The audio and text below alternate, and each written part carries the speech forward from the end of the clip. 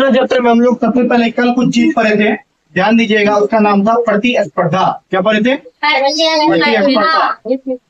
ठीक है, हमने कहा था कि लोकतांत्रिक प्रक्रिया में क्या होता है, विभिन्न प्रकार का राजनीतिक दल क्या करता है, चुनाव लड़ने का कार्य करता है। विभिन्न प्रकार का राजनीतिक दल चुनाव लड़ने का कार्य करता है, और कोई एक राजनीतिक दल को, ठीक है, या एक से अधिक अगर एक राजनीतिक दल को बहुमत प्राप्त नहीं होता तो कई राजनीतिक दल मिलकर क्या कर लेता है, गठबंधन कर लेता है। बात समझ रहे हैं? तो हमने कहा था कि विभिन्न प्रकार के राजनीतिक दल, अलग अलग राजनीतिक दल हिंदुस्तान में लोकतांत्रिक प्रक्रिया के अंतर्गत चुनाव लड़ने का काम करता है, और चुनाव के द्वारा वो जनता के विश्वास को हासिल करने की कोशिश करता है। बात समझ में आ रहा? मान लो जिसको चुनावी प्रक्रिया में बहुमत प्राप्त हो जाता है, ठीक है, जिस राजनीतिक पार्टी को चुनावी प्रक्रिया में 50% वन अगर सीट आ गया, +1 सीट आ गया, तो वो अपने सरकार का गठन करता है और अन्य राजनीतिक दल, विपक्षी दलों का काम करता है। इस प्रकार से दो या दो से अधिक राजनीतिक दलों के बीच में जनता के विश्वास मत को हासिल करने के लिए एक स्पर्धा चलता रहता है, जिसे हम लोकतंत्र में प्रतिस्पर्धा कहते हैं। एक रेस चलता रहता है। बात समझ में आ रहा है? तो आप ये याद रखना इस चीज को, दो या दो से अधिक राजनीतिक दल के मध्य जन विश्वास हासिल करने हेतु स्पर्धा। कोई दो या दो से अधिक राजनीतिक दल है जो चुनाव लड़ने का काम करता है और चुनाव में जनता के विश्वास को हासिल करने की कोशिश करता है। बात समझ में आ रहा है?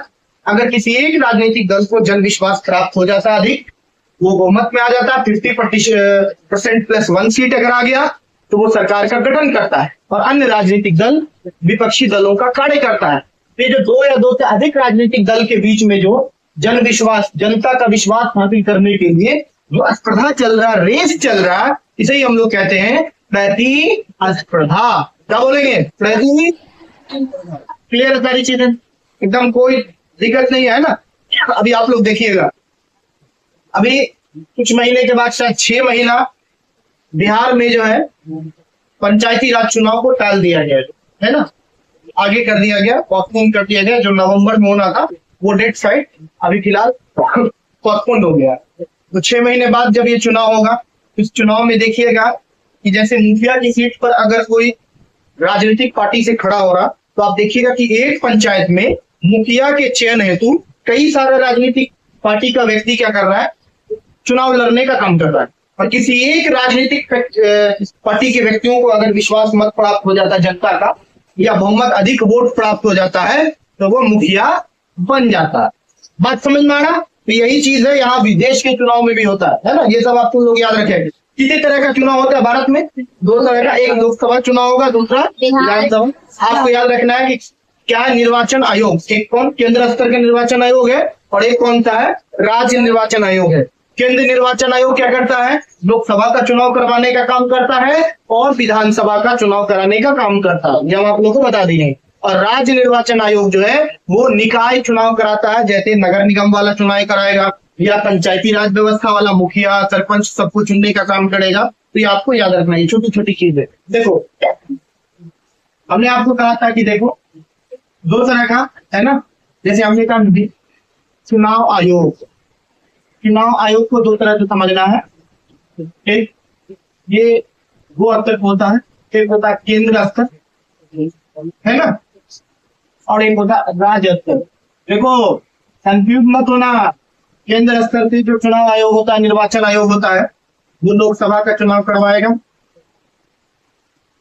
राज्यसभा का चुनाव करवाता है, विधानसभा का चुनाव कराएगा,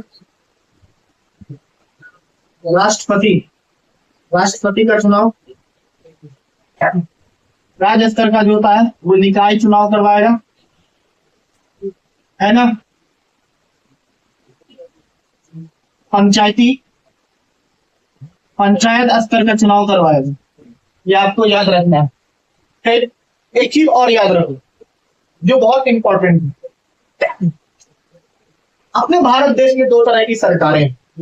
देखो, ये एक चीज सीख गए, दूसरी चीज सीखो। भारत में दो तरह की सरकारें हैं, दो प्रकार की सरकार है। सरकार है ना, सरकार का दो रूप है। पहला रूप है, बोलो कौन सा स्तर? केंद्रीय स्तर, जिसको हम लोग कहते हैं, बोलो क्या बोलते हैं? केंद्र सरकार। क्या बोलते हैं? Central government. क्या बोलते हैं साहब?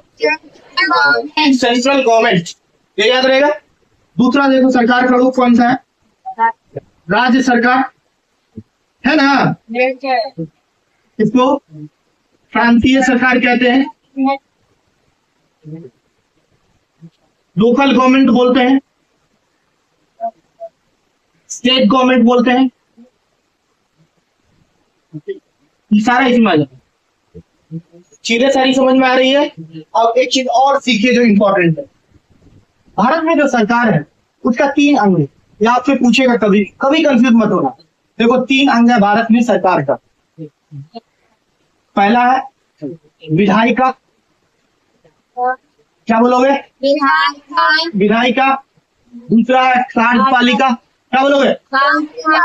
वेरी गुड, कार्यपालिका। और तीसरा है न्यायपालिका। Very good. आ जाइए, विधायिका में क्या आ जाएगा? लोकसभा,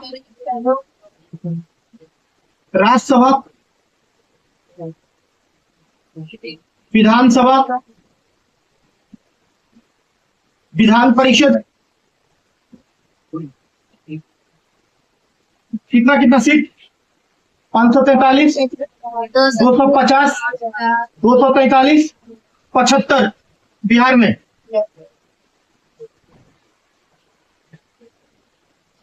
इसका काम होता है कानून बनाना। इसका काम होता है कानून बनाना। कानून बनाना, ये कानून बनाता है। कानून बनाने का काम करता है लोकसभा, राज्यसभा, विधानसभा या विधान परिषद। कानून बनाने का काम कर रहा है ये विधायिका। क्लियर है? दूसरी चीज याद रखो, ये है कार्यपालिका। इसमें आता है कौन कौन आता है? मंत्री, पदाधिकारी, इससे पहले तुम कर लो अधिकारी, है ना, जितना भी कर्मी, ये सारे लोग इसी में आ जाते हैं कार्यपालिका में। इसका काम होता है कानून को लागू करना। अगर संसद में अगर कोई कानून बन गया तो उस कानून को पब्लिक के बीच में लागू करने का काम ये कार्यपालिका का है। अगर कृषि से संबंधित कानून बना है, हिंदुस्तान में सबसे पहले कृषि मंत्री आएगा और वो आकर कृषि से जो संबंधित कानून है उसके मूल्यों को समझाएगा। ये याद रखिएगा, कृषि मंत्री के द्वारा कृषि कानून से संबंधित मूल्यों को समझाया जाता है, जनता को संतुष्ट किया जाता है। इस चीज को याद रखिएगा। और जब उसी कानून के खिलाफ अगर जनता हो जाए, जनहित में ना हो वो कानून, तो जनता क्या करती है? हड़ताल और प्रदर्शन करती है। तीसरा आइए, कोर्ट, जिसको कोर्ट कहते हैं, ये न्यायपालिका है ना। न्यायपालिका, इसका काम होता है कानून, है ना, कानून पर नियंत्रण रखना। क्या? कानून तोड़ने वाले को क्या करना? दंडित करना। अगर नियम और कानून का कोई, अगर देश में कानून का कोई उल्लंघन कर रहा है, कानून को अगर कोई तोड़ रहा है, तो उसको सजा देने का काम ये न्यायपालिका होता है। तो सरकार के तीन अंग, the organ system of a government, three tier organ system of a government. First है विधायिका, फर्स्ट है विधायिका, है ना। विधायिका में हम लोग क्या रख सकते हैं? पार्लियामेंट को रख सकते हैं। विधायिका में हम लोग लेजिस्लेटिव असेंबली को रख सकते हैं, जो तुम देख रहे हो, विधानसभा, विधान परिषद वगैरह। कार्यपालिका, मिनिस्टर को रखेंगे, ब्यूरोक्रेट्स को रखेंगे, जितना भी अफसर होगा, जितना भी अधिकारी होगा उसको रख देंगे। न्यायपालिका, कोर्ट, तीन तरह का कोर्ट है, आप जान लीजिएगा, बढ़िया से जानिएगा। सबसे पहले 10,000 तक का अगर मामला है तो उसकी सुनवाई सरपंच करता है, ग्राम स्तर पर। सरपंच के अधीन वो मामला जाता है, ठीक है। और अगर वो सरपंच साहब 10,000 से अधिक तक का मामला है तो फिर यह मामला जिला निबंधन, क्या बोलते हैं, जिला कोर्ट में चला जाता है, डिस्ट्रिक्ट कोर्ट में चला जाता है। बात समझ रहे हैं कि नहीं समझ रहे हैं? उससे पहले सब डिविजनल DCLR के पास जाता है, अलग अलग जगह जाता है ये मामला, ठीक है। लेकिन आपको याद रखना है कोर्ट का भी 3 रूप है ना। न्यायालय 3 तरह का न्यायालय है, एक जिला न्यायालय, एक उच्च न्यायालय, एक सर्वोच्च न्यायालय, एक डिस्ट्रिक्ट कोर्ट, एक हाई कोर्ट, एक सुप्रीम कोर्ट। चीजें समझ में आ रही है? भारत में अगर आप डिस्ट्रिक्ट कोर्ट से सेटिस्फाइड नहीं है तो आप हाई कोर्ट पटना जाइए, अगर हाई कोर्ट से भी सेटिस्फाइड नहीं है तो आप सुप्रीम कोर्ट जाइए दिल्ली, और अगर सुप्रीम कोर्ट से भी सेटिस्फाइड नहीं है तो आप अपना मर्सी पिटीशन जो है राष्ट्रपति के पास जाओ। हो सकता है कि आपको उस मामले में राष्ट्रपति के पास से इंसाफ मिल जाए, लेकिन ज्यादातर मामले का निपटारा सही जो होता है वो सुप्रीम कोर्ट तक हमारे देश में हो जाता है। 99% जो मामला है उसमें सुप्रीम कोर्ट तक सही को सही और गलत को गलत कह दिया। चीजें समझ में आ रही है? तो सारी बात आप लोग समझ गए कि सरकार कितने तरह की होगी? 2 प्रकार की। अपने भारत में डुअल गवर्नमेंट है, डुअल गवर्नमेंट सिस्टम है, जिसको हम लोग दोहरी सरकार कहते हैं। इसीलिए भारत देश कौन सा देश है, कौन राज्य है? संघ राज्य। वेरी गुड, ये भारत देश संघ राज्य है। और यहाँ सरकार के कितने रूप हैं? 3। पहला कौन सा है? क्या कौन सा है? क्या क्या करता है? कार्यपालिका क्या करता है? कानून लागू करता है। कानून कौन करेगा? कानून लागू करता है, ये याद रखिएगा। न्यायपालिका कानून का उल्लंघन करने पर क्या करता होगा? या कानून का नियंत्रण कर रहा है, सुरक्षा कर रहा है कानून का। सुप्रीम कोर्ट ऑफ इंडिया को कहा जाता है संविधान का सबसे बड़ा रक्षक कहा जाता है। कॉन्स्टिट्यूशन ऑफ इंडिया, इसकी रक्षा करने की जिम्मेदारी सुप्रीम कोर्ट के पास दी है। चीज को आपको याद रखना। चीजें समझ में आ रही है? अब आइए प्रतिस्पर्धा समझ गए, ये चीजें समझ गए कि भारत में कैसा सिस्टम है, नियम और कानून का। ठीक है, वेरी गुड। एक पॉइंट और आपको समझा, उसका नाम क्या? जन, बोलो क्या नाम है? जन संघर्ष। सरकार जनता के हितों को ध्यान में रखकर विभिन्न प्रकार का नीति नियम और कानून बनाती है। अगर वह नीति नियम और कानून जनहित के खिलाफ हो तो जनता इस नियम और कानून का विरोध हड़ताल और प्रदर्शन के जरिए करती है। इसे ही जन संघर्ष कहते हैं। जब कोई भी कानून सरकार विधायिका में बनाती है, याद रखिएगा, कोई भी कानून सरकार विधायिका में जब बनाती है तो इस कानून के बारे में चर्चा हिंदुस्तान के होटलों और चौक चौराहे पर होता है, क्योंकि जनता ही मालिक है। समझ रहे हो? कानून बनने के बाद उस कानून को कार्यपालिका के द्वारा लागू कर दिया जाता है, और तब उस कानून का चर्चा हमारे देश में विभिन्न प्रकार के सार्वजनिक जगहों पर होता है। और वह कानून, अगर उस कानून के संदर्भ में वाद विवाद की स्थिति पनपती है, लोगों के बीच में धारणाएं आती है, अगर वह कानून अधिकतर जनहित के खिलाफ हो, जनता के हितों की अनदेखी करते हो, तो उस कानून का विरोध और क्या किया जाता है? विरोध किया जाता है उस कानून का। उस कानून के खिलाफ, सरकार के खिलाफ विरोध दर्ज किया जाता है उस कानून के बारे में। फिर क्या होता है? जनता हड़ताल और प्रदर्शन करती है, जनता संघर्ष करती है, जिसे हम लोग जन संघर्ष कहते हैं। हमने कहा आपको कि देखो जनता ही मालिक है।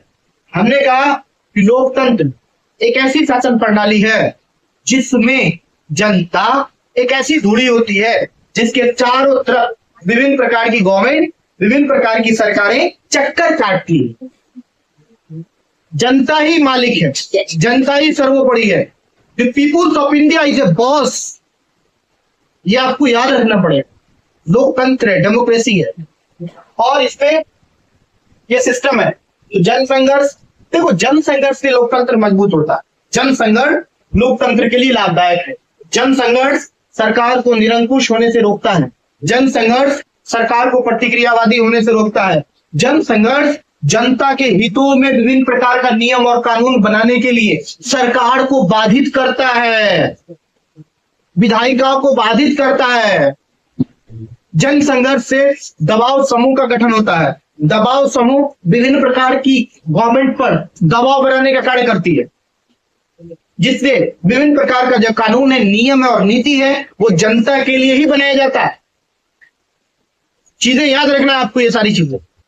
कोई भी नियम और कानून जनता के हित के खिलाफ नहीं बन सकता, जनता के जो है के हित को अनदेखी करके नहीं बनाया जा सकता। इस चीज को आपको याद रखना पड़ेगा। बोलो, ये सारी चीजें क्लियर है? इसमें किसी को दिक्कत है? नहीं। एक चीज और समझ लीजिए जो बहुत इंपॉर्टेंट है, ठीक है, इसको आप लिख दीजिएगा, जनता के द्वारा, ठीक है, जनहित, है ना, जनता के द्वारा विभिन्न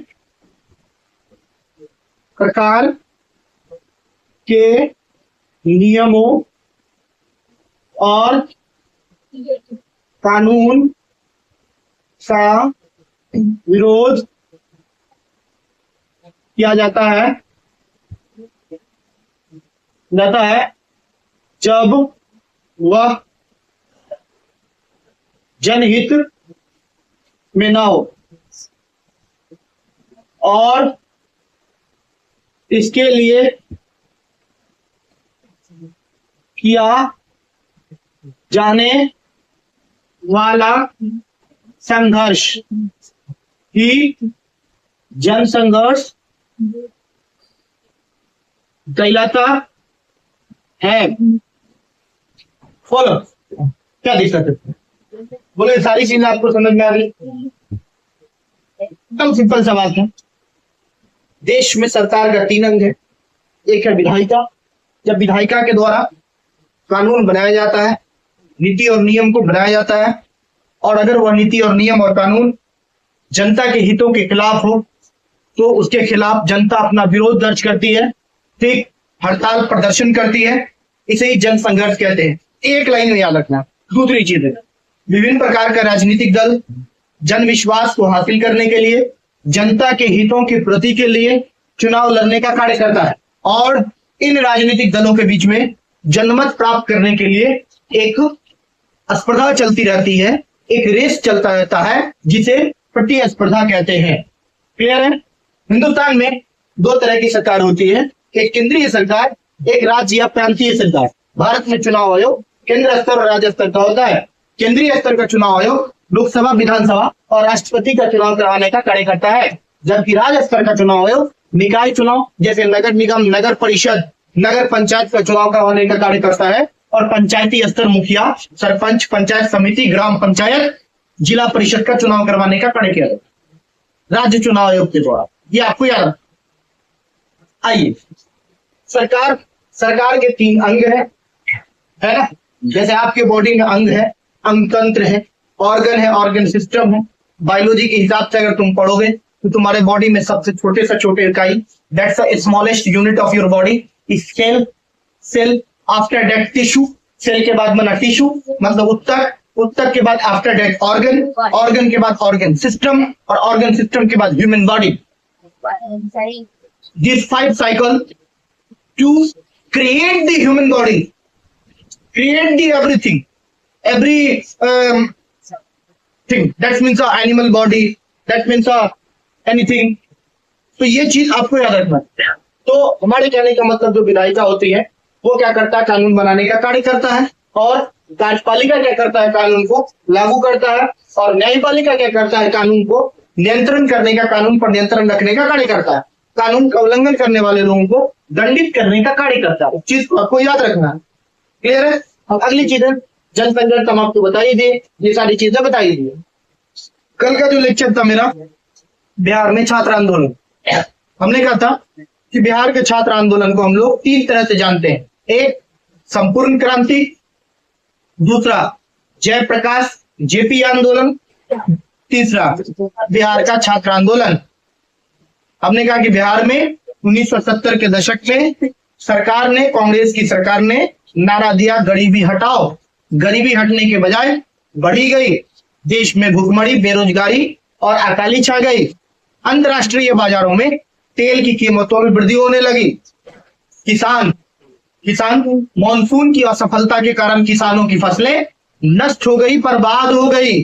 किसानों को बिजली और पेंशन योजना का लाभ नहीं मिल रहा था, किसानों को उचित दर पर बिजली की पूर्ति नहीं हो रही थी, और किसानों का जो अन्न था, जैसे खाद्यान्न फसल है, उस पे उचित एमएसपी, न्यूनतम सार्थक मूल्य जो है किसानों को प्राप्त नहीं हो रहा था। इसलिए बिहार के छात्रों ने इन सभी मांगों को लेकर केंद्र की इंदिरा गांधी प्रतिक्रियावादी सरकारों के खिलाफ आंदोलन किया 1970 के दशक में, जिस आंदोलन को बिहार का छात्र आंदोलन के नाम से जानते हैं। इस आंदोलन में बिहार के छात्रों ने लोकनायक जयप्रकाश नारायण का साथ मांगा।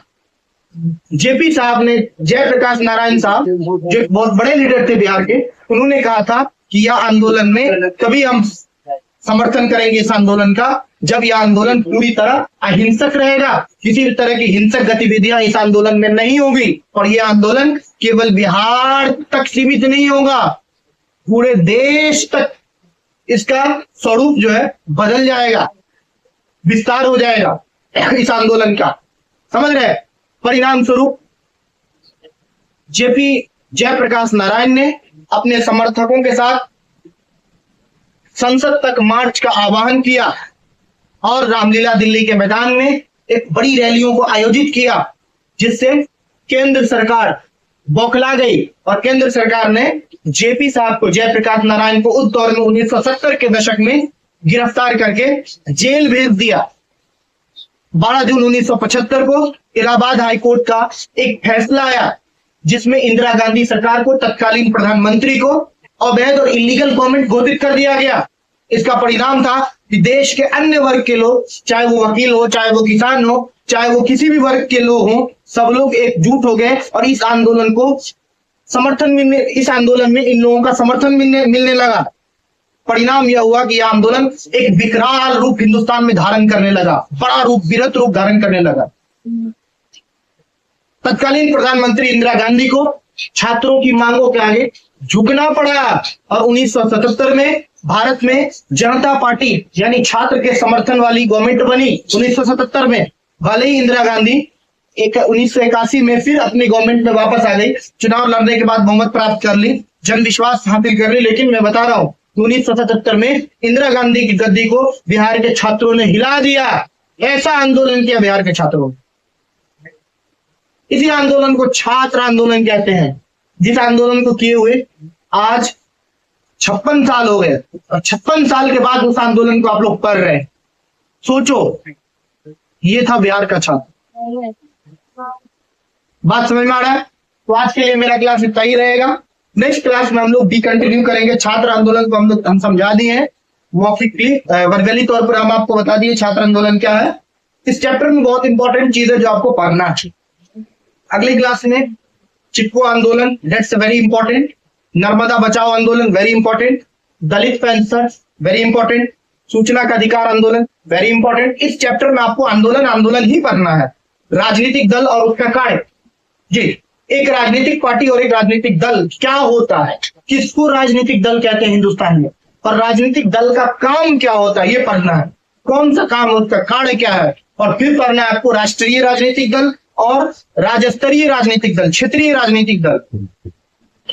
कौन सा क्राइटेरिया फुलफिल करेगा राजनीतिक दल, तो उसको राष्ट्रीय राजनीतिक दल का दर्जा चुनाव आयोग के द्वारा दे दिया जाएगा। इस चीज को आपको पढ़ना है।